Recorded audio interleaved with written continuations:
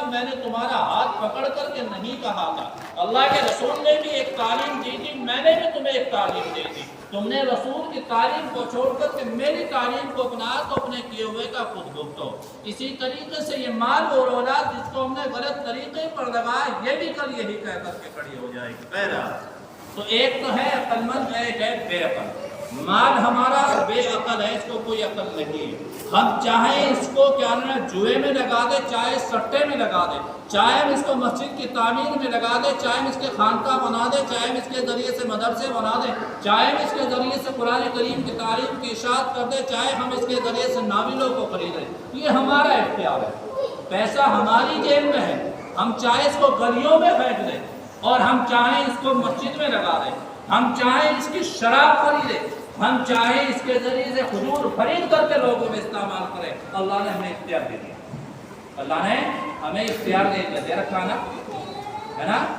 بتاؤ آپ لوگ، دے رکھا ہے نا اللہ نے اختیار، ویسا ہمارے پاس تک پہنچ چکا ہوا بھی اختیار ہے۔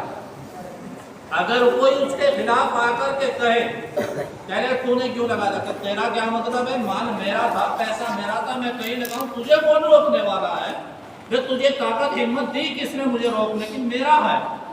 تو یہ تو ہے بے عقل، پیسہ بے عقل ہے، لیکن اس سے انسان کو بے حد محبت، اس سے انسان کو بے حد محبت ہے، اس لیے کہ سینے کی جیب سے لگاتا ہے۔ کہاں لگاتا ہے؟ سینے کی جیب سے لگاتا ہے، اس لیے اس سے بے حد محبت ہے۔ بہرحال تو اللہ تبارک و تعالیٰ نے دو نعمتیں دی ہیں، مال اور اولاد۔ مال کو جس طریقے سے چاہو، دونوں راستے بتا دیے اللہ تبارک و تعالیٰ نے، کیا ہے؟ استعمال کرو، تمہاری مرضی ہے۔ میں نے تو اللہ تبارک و تعالیٰ کہتا ہے راستے بتا دیے، ہاتھ پکڑ کر کے اللہ تبارک و تعالیٰ نے ہی ڈالا۔ عقل دی ہے تو مکلف بنایا،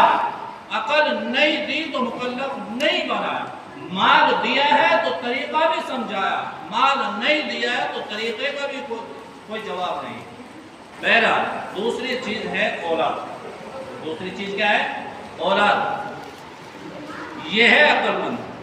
یہ کیا ہے؟ عقل مند۔ لیکن اولاد کو عقل بعد میں پیدا ہوتی ہے، پہلے یہ بے عقل ہوتی ہے۔ جب تک یہ بے عقل ہوتی ہے تو ذمہ داری ماں باپ کے اوپر عائد ہوتی ہے، جب یہ عقل مند ہو جاتی ہے تو ذمہ داری خود ان کے اوپر عائد ہو جاتی ہے۔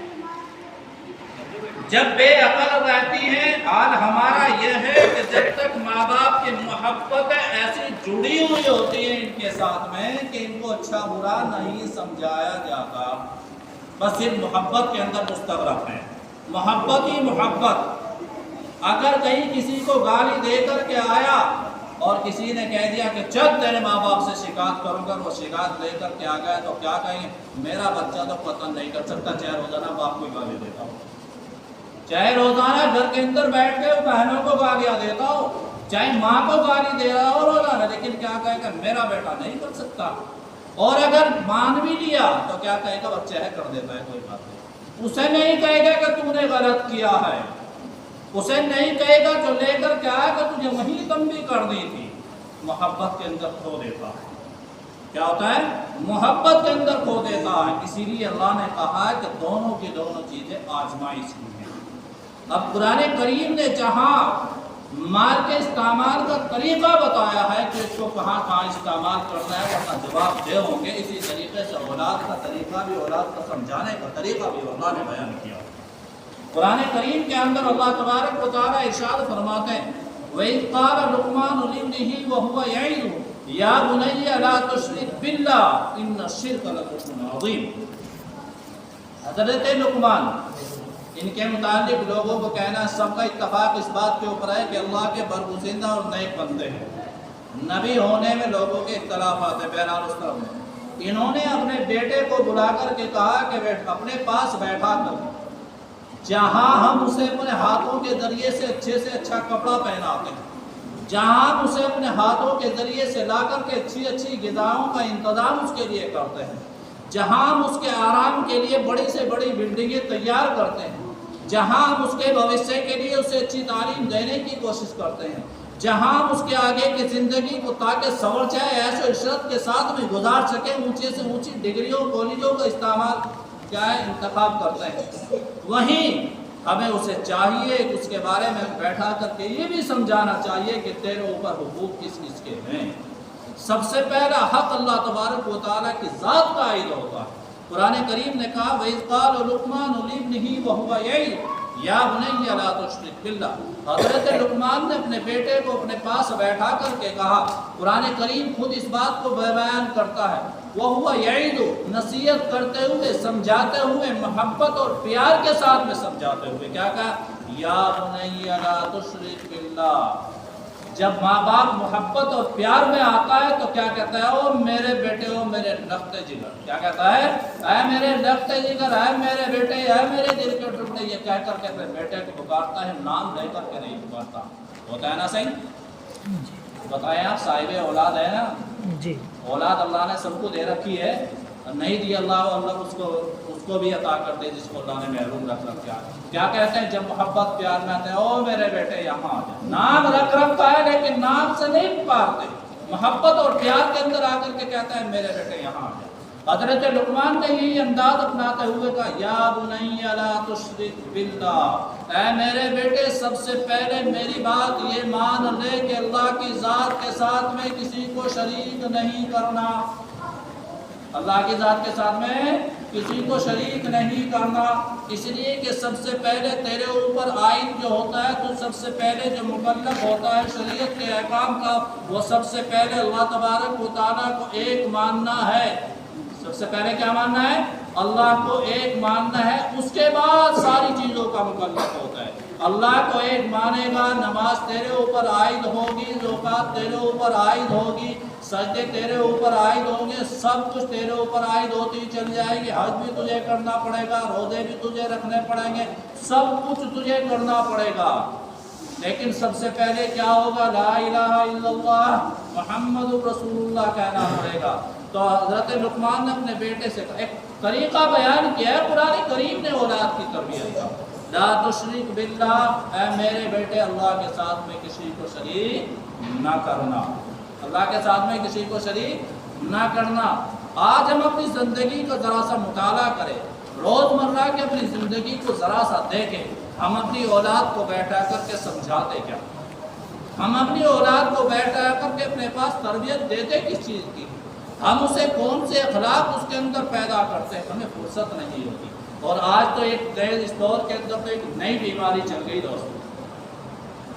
ایک نئی بیماری یہ چل گئی، باپ مزدوری پہ سے آیا یا محنت کر کے آیا یا آفس سے آیا ڈیوٹی دے کر کے آیا یا سرکاری نوکری سے چھٹی دے کر کے آیا، آتے ہی جائے گا وردی لباس اتارے گا، اپنا کپڑا بدلے گا اور آتے ہی اتنے بڑے موبائل ہاتھ میں لیے اور اس کے اندر مشغول، بیٹے کو دیکھا وہ اس سے دوسرا لیا ہوا مشغول، بیوی کو دیکھا وہ تیسرا لے کر کے مشغول، چھوٹے بچے کو دیکھا وہ چوتھا لے کر کے مشغول، اگر گھر کے اندر 5 فرد ہے تو 5 الگ الگ لے کر کے بیٹھے ہوئے ہیں، نہ بیوی نے پوچھا تو پورے دن ایسی تیسی کھا کرا کر کے آیا، نہ شوہر نے آ کر کے معلوم کیا کہ تو نے پورے دن کی زندگی کیسے گھر کے اندر گزاری، نہ یہ پوچھا کہ بچوں کی کیا حالت رہی، کہاں رہے، کہاں کھیلے، کہاں سوئے، پڑھنے گئے نہیں گئے، کوئی مطلب نہیں رہا، نہ بیٹا اولاد نے آ کر کے پوچھا پاپا اس وقت کا کتنی دیر تک کہاں رہے، کہاں نہیں رہے، خیریت سے تو کوئی مطلب نہیں رہا، بس ہر ایک آدمی اس کے اندر مشغول ہے۔ سب سے بڑی بیماری پیدا ہو، یہ معاشرے کو تباہ کرنے کے لیے سب سے بیماری پیدا ہو گئی ہے۔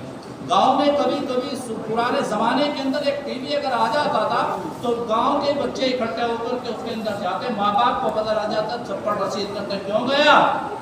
تو اس کو دیکھنے کے لیے، اور آج خرید کر کے کچھ ہاتھ میں دے رہا ہے، بیٹے بیٹھ کر کے آپ میں جوان بیٹی سوئی ہوئی ہے، موبائل اس کے ہاتھ میں ہے، برباد کر دیا اس نے۔ تو قرآن کریم نے فرمایا یا بنی لا تشرک باللہ ان الشرک لظلم عظیم، اگر دنیا کے اندر سب سے بڑا گناہ کوئی ہے تو وہ ہے اللہ کی ذات کے ساتھ میں کسی کو شریک کرنا، اللہ کی ذات و صفات کے ساتھ میں کسی کو شریک کرنا۔ اب ہم یہ سمجھتے ہیں کہ اگر ہم اللہ کے علاوہ کسی کو سجدہ نہیں کرتے تو ہم تو شریک نہیں کرتے، ہم اللہ کے علاوہ کسی کو سجدہ نہیں کرتے تو ہم تو شریک نہیں کرتے، لیکن ذرا سا دھیان دے لو، ذرا سا ہم پیچھے ہٹ کر کے دیکھ لیں کہ جب ہم کھیتی کے اندر اپنے کھاد ڈال دیتے ہیں، پانی وقت پر دے دیتے ہیں، پوری محنت اس کے ساتھ میں کرتے ہیں، تب اللہ کب یاد آتا ہے ہمارے؟ اب ہمارے کھاد یاد آتا ہے، ہمارے پانی دینا یاد آتا ہے، ہمارے محنت اور مزدوری کرنی یاد آتی ہے، اللہ کی ذات یاد نہیں آتی کہ جس نے اس زمین سے جہاں ہم نے بڑے بڑے انسانوں کو تب برباد ہوتے ہوئے دیکھا ہے، اس زمین نے ان کو کھا لیا، تو تیرے بیج کی کیا حقیقت بھی اس کو کھا سکتی تھی؟ لیکن اللہ کی ذات نے اس کو اندر سے مردہ بنے ہوئے کو زندہ پیدا کر دیا، زندہ نکال کر کے دکھا، تو اس کا تو شکر ادا کر لیں۔ اور بعض دفعہ ہوتا کیا جبر ہوتا ہے، جب ساری محنتیں کرنے کے بعد پتہ چلا کھیت کے اندر کیڑا لگ گیا، اب کیا کہتا ہے؟ دوائی بھی بہت ڈالی، کھاد بھی بہت ڈالا، ساری محنتیں کی، سب کچھ برباد ہو گیا۔ اس لیے کہ تو اللہ کی ذات کو بولا تھا، اللہ کی ذات کو بولا تھا، وہ پل بھر میں مٹا دیتا ہے۔ دیہات کی مثال مشہور ہے، اللہ کی مار میں آواز نہیں ہوتی، اللہ کی مار میں آواز نہیں ہوتی، وہ ایسے مار دیتا ہے کہ اس کی لاٹھی سے آواز نہیں ہوتی، مار دے دیتا۔ تو قرآن کریم نے فرمایا یا بنی لا تشرک باللہ ان الشرک لظلم عظیم۔ سب سے پہلے ہم اپنی اولاد کو جو اللہ نے ہمیں خاص طور پر نعمت کے طور پر عطا کیا ہے، ان کو سمجھائیں کہ اللہ کی ذات میں کسی کو شریک نہیں کرنا، حقیقی معبود اللہ ہے، حقیقی خالق اللہ ہے، حقیقی پروردگار اللہ ہے، ہر ایک چیز کا کارساز اللہ ہے، ہر ایک چیز کے اوپر نگہبانی اللہ ہے، اللہ کے علم سے کوئی چیز باہر نہیں ہے، وہ ہمیں ہر وقت ہر گھڑی ہر آن ہر لمحہ ہر جگہ دیکھتا ہے۔ بندے کو سمجھائیے گا کہ میرا پروردگار تجھے دیکھ رہا ہے، جہاں آپ اسے دوسری چیزوں سے ڈرائیے نہ رہیں، وہاں آپ اسے یہ بھی ڈرائیے کہ میرا پروردگار تجھے دیکھ رہا ہے، جس نے تجھے پیدا کیا، جس نے تجھے پالا، اسے سمجھائیے کہ تجھے پیدا کس نے کیا، اسے سمجھائیے کہ ہم سب کو پیدا کس نے کیا، اسے سمجھائیے ہم سب کو روزی کون دیتا ہے، اسے سمجھائیے ہم سب کو زندگی کس نے دی ہے، اسے سمجھائیے کہ ہم سب کو عبادت کس کی کرنی ہے، سمجھائیے گا نا، لیکن فرصت نہیں ہے دوستوں، ہماری فرصتیں نہیں ہے۔ تو قرآن کریم نے ہمیں طریقہ سمجھایا، مال کے استعمال کرنے کا طریقہ بھی سمجھایا، اس لیے کہ اللہ نے وہ بطور نعمت کے عطا کیا تھا، اور اولاد کے استعمال کا طریقہ بھی سمجھایا کہ اللہ نے وہ بھی نعمت کے طور پر ہمیں۔ تو سب سے پہلا طریقہ کیا ہے کہ اولاد کو بیٹھا کر کے سمجھایا جائے کہ خالق کائنات اللہ، معبود حقیقی اللہ ایک ایسی ذات ہے کہ اس کے برابر کوئی نہیں ہے، لیس کمثلہ شیء، اللہ کی ذات کے برابر کوئی نہیں ہے۔ قل هو اللہ احد، اسے سمجھا دیجئے گا اللہ ایک ہے، اللہ الصمد، اسے سمجھا دیجئے گا اللہ بے نیاز ہے، لم یلد ولم یولد، میرے بھائیوں سمجھا دیجئے گا اسے کہ وہ کسی سے پیدا نہیں ہوا، نہ اس سے کوئی پیدا ہوا ہے، وہ کسی کی اولاد نہیں ہے، اس کا کوئی ماں باپ نہیں ہے، وہ بھی کسی کا باپ نہیں ہے، ولم یکن لہ کفوا احد، کوئی اس کا برابر بھی نہیں، اس سے اوپر تو کیا ہوگا، کوئی اس کا برابر بھی نہیں، اسے سمجھا دیجئے گا۔ قرآن کریم کی چھوٹی سی صورت ہے بھائیوں، ذرا سا سمجھا دیجئے گا، سیدھے سیدھے الفاظ ہیں، اسے سمجھائیے گا بیٹھا کر کے، جہاں آپ اس کی کاپیاں چیک کرتے ہیں، جہاں آپ اس کی کتابیں چیک کرتے ہیں، جہاں آپ اس کا سبق دیکھتے ہیں، تیری میڈم نے، تیرے ماسٹر نے، تیرے ٹیچر نے، تیری اسکول کے پرنسپل نے تیرا کام کتنا دیا کتنا نہیں دیا، بھائیوں برائے کرم اس اولاد کے اوپر ترس کھا کر کے اسے یہ بھی سمجھا دیجیے گا تیرا خالق کون، اسے سمجھا دیجیے گا تیرا نبی کون ہے، اسے سمجھا دیجیے گا تیرا مالک کون ہے، یہ ذرا سی چیزیں بھی سمجھا دیجیے گا۔ تو یاد رکھنا، وہ زندگی میں کسی بھی جگہ کام کرے گا، وہ خالق کائنات کو بھولے گا، وہ جس طریقے سے پہچان تمہاری ہوگی اسے کہ تیرے ماں باپ ہے، اس لیے کہ آنکھ کھول کے نگاہ تمہارے اوپر پڑے گی، اس کے ذہن کے اندر جہاں نقشہ یہ بیٹھا ہے کہ تیرے ماں باپ ہے، یہ تیرا تاؤ ہے، تیرا چچا ہے، تیرا دادا ہے، یہ تیرا باپ ہے، یہ تیرا بھائی ہے، جہاں اس کے ذہن کے اندر یہ نقشہ جمع ہوا ہے تو اس کے ذہن کے اندر یہ بھی جم جائے گا کہ تیرا خالق کائنات ہے،